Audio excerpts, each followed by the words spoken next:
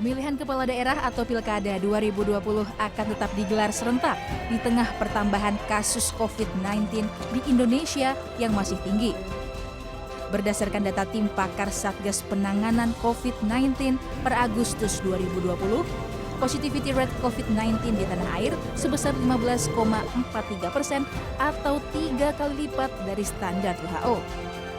Melihat kondisi ini, epidemiolog Griffith University Diki Budiman berpendapat pemilihan kepala daerah atau pilkada di 270 daerah seharusnya ditunda hingga tahun depan. Menurut Diki, pertimbangan biologis seharusnya menjadi dasar utama dalam merumuskan kebijakan pelaksanaan pilkada ini. Ini hukum biologi yang nggak akan berubah dengan asumsi-asumsi. Hukum biologi itu virus ini mengikuti taat dalam hukum biologinya. Kita mau percaya, mau tidak, kita mau memperhitungkan atau tidak, virus ini terus bergerak. Apalagi ingat, kita ini saat ini juga sudah memiliki strain yang disebut dengan strain yang 10 kali lebih cepat. Ya.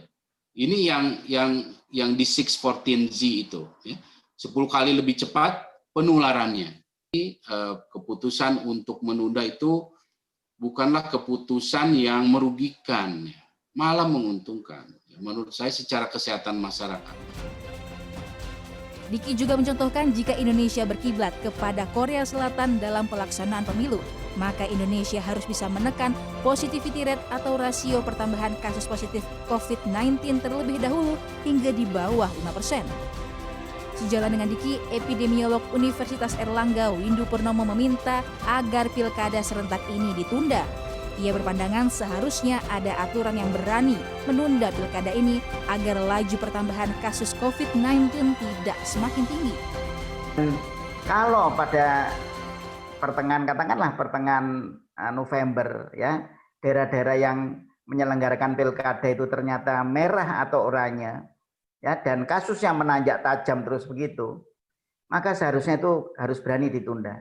Terserah payung hukumnya apa, ya, apakah Perpu, ya, dari presiden bisa mengeluarkan Perpu misalnya, atau apa, ya, untuk berani menunda. Kalau tidak, maka akan ada korban dari masyarakat. Windu juga mengkritisi aturan KPU yang memperbolehkan kerumunan orang seperti konser musik, sebab berpotensi menjadi penyebab bertambahnya jumlah kasus positif corona di Indonesia. Berdasarkan Peraturan Komisi Pemilihan Umum atau PKPU nomor 5 dan 10 tahun 2020, rangkaian pilkada yakni pelaksanaan kampanye akan mulai diselenggarakan pada 26 September 2020, antara lain dengan memperbolehkan kegiatan konser musik dan perlombaan. Inessa Yuniza, Jakarta.